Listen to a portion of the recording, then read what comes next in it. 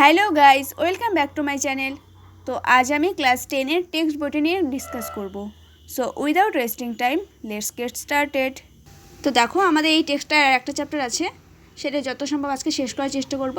তো দেখো কি আছে, দ্য স্নেইল, লিখেছেন কে? William copper. তো চলে আসো কবিতাটাতে। To grass or leaf or fruit or wall, ঘাসে কিংবা পাতায় বা ফলে বা দেয়ালে। দ্য স্নেইল স্টিক্স ক্লোজ, শামুক শক্ত করে এঁটে থাকে। নর ফিয়ার্স টু ফল, পড়ার ভয় নেই তার। অ্যাজ ইফ হি গ্রিউ দেয়ার, যেন মনে হয় সেখানে সে জন্মেছে। হাউস অ্যান্ড অল, এই বাড়ি ও সব কিছু। টুগেদার, সঙ্গে। Within that house secure he hides, ওই নিরাপদ বাড়িতে সে থাকে গোপনে। হোয়েন ডেঞ্জার ইমিনেন্ট বিটাইডস, যখন আসন্ন বিপদ আসে নেমে। Of storm or other harm besides of weather, ঝড় কিংবা অন্য কোনো ক্ষতি ব্যতীত আবহাওয়ার। Give but his horns the slightest touch, তার সুরে একটুকু ছোঁয়া দাও। His self collecting power is such, এমনই তার সংযত ক্ষমতা। He shrinks into his house with much displeasure, নিজেকে সে গুটিয়ে নেয় নিজের বাড়িতেই বড় অপ্রসন্নতায়।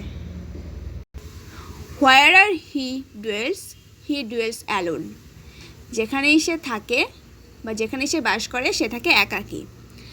এক্সকেপ্ট হিমসেলফ হ্যাজ চ্যাটেলস নান, নিজে ছাড়া আর অন্য কোনো কিছু নেই।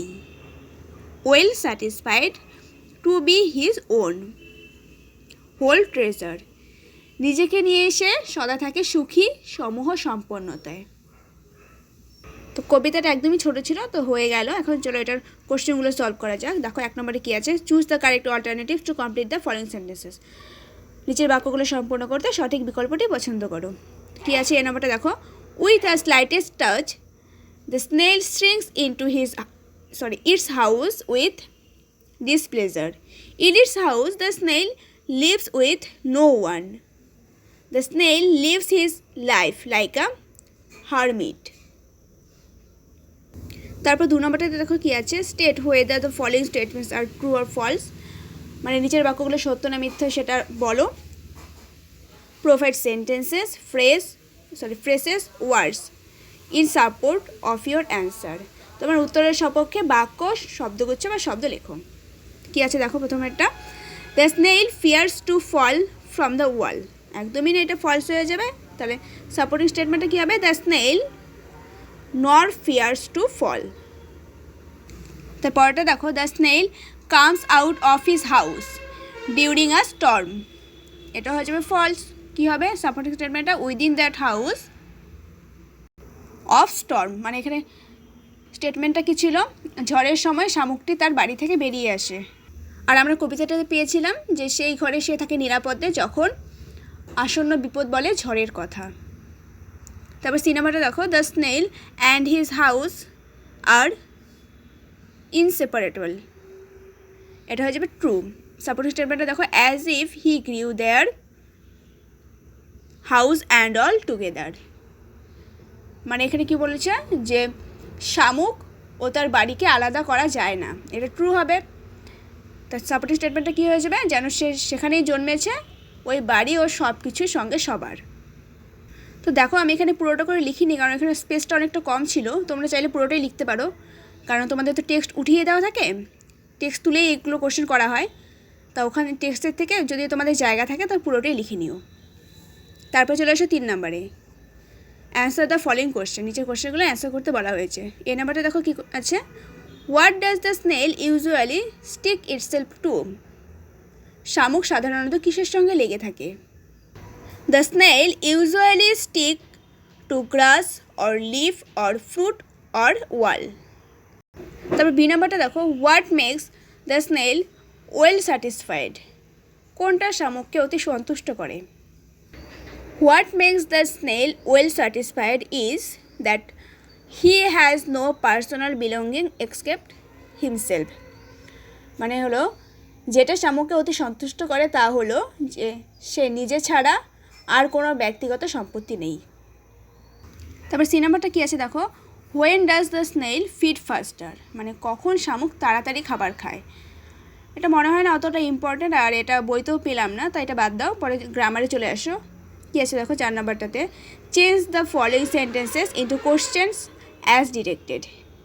নিচের সেন্টেন্সগুলো কোশ্চেনে পরিণত করতে হবে বা প্রশ্নবোধক বাক্যে করতে হবে যে নির্দেশ অনুসারে। ফার্স্টটা দেখো কী আছে 4 সিরাজ অলওয়েজ রাইজেস আর্লি। এটা কী করতে বলেছে, ইন্টারোগেটিভ সেন্টেন্স ইউজিং ডাজ দিয়ে ইন্টারোগেটিভ একটা সেন্টেন্স বানাতে হবে। Does not Siraj always rise early. তারপরে দেখো Joyce is the best singer in the class. Information questioning using who দিয়ে একটা কোশ্চেন বানাতে হবে। Who is the best singer in the class, আর সবসময় লাস্টে কোশ্চেন মার্ক চিহ্নটা দিবে, কারণ কোশ্চেন মার্ক চিহ্ন না দিলে ওটা একদমই কাটা হয়ে যাবে। কোশ্চেন মার্ক চিহ্ন না দিলে বোঝাই যাবে না এটা কোশ্চেন না অ্যান্সার। তারপরটা দেখো কী আছে, he saw the rainbow. Interrogative sentence using did দিয়ে একটা ইন্টারোগেটিভ সেন্টেন্স বানাতে হবে। Did he not see the rainbow question mark. I go to school by bus. Information question using how. তো দেখো how do you go to school, কারণ এখানে how দিয়ে একটা ইন্টারোগেটিভ সেন্টেন্স তৈরি করতে বলেছিল, তাই এখানে হয়ে গেল how do you go to school question mark চিহ্ন। তারপর দেখো একটা রাইটিং অ্যাক্টিভিটি দেওয়া আছে 5 নম্বরে কী আছে দেখো, write a letter within 100 words to the editor of an English daily about the disturbance caused by the thoughtless use of loudspeaker. প্রায় 100 শব্দে ইংরেজি সংবাদপত্রের সম্পাদককে লাউডস্পিকারের চিন্তাভাবনাহীন ব্যবহারের ফলে সৃষ্ট যে অসুবিধা হয় সেটার কথা জানিয়ে একটি পত্র লেখো বা একটা চিঠি লিখো।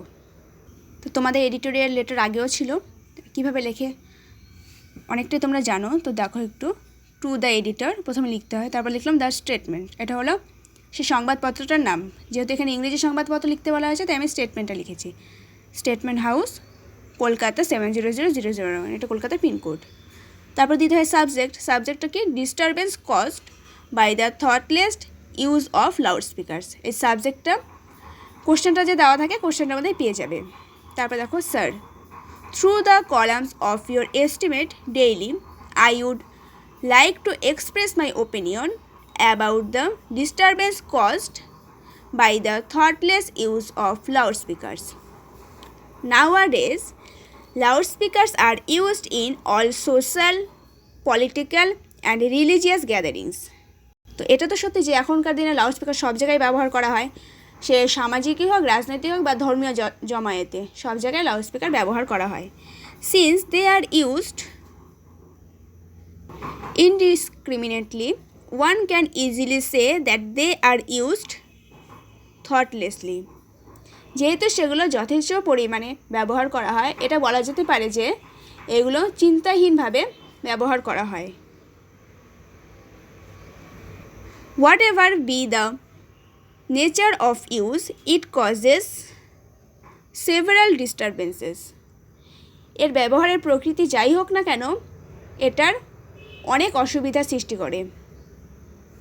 First, it causes irritation to the old and to the sick, especially those who are suffering from cardiac and neuro problems. প্রথমত এটা বৃদ্ধ এবং অসুস্থ লোকেদের কাছে বিরক্তির কারণ হয়ে দাঁড়ায়, বিশেষত যারা হৃদযন্ত্র বা স্নায়বিক সমস্যায় ভুগছেন। Secondly, it disturbs the normal quietude of the atmosphere and so children begin to cry. দ্বিতীয়ত, এটি পরিবেশের স্বাভাবিক শান্ত ভাবকে নষ্ট করে এবং তাই শিশুরা কাঁদতে শুরু করে।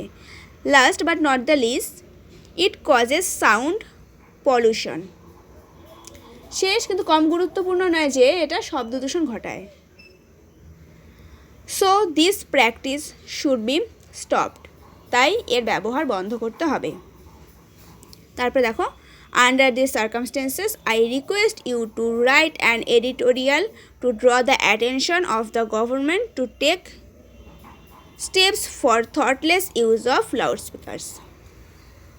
তারপর লিখবে yours faithfully দিয়ে নিজের নাম। এভাবেই হয় একটা এডিটোরিয়াল লেটার। তো এই অবধি ছিল লেসন 8টা, আর এই টেক্সটটার লাস্ট ভিডিও, যেটা আজকে আমরা কমপ্লিট করে ফেললাম। Thank you.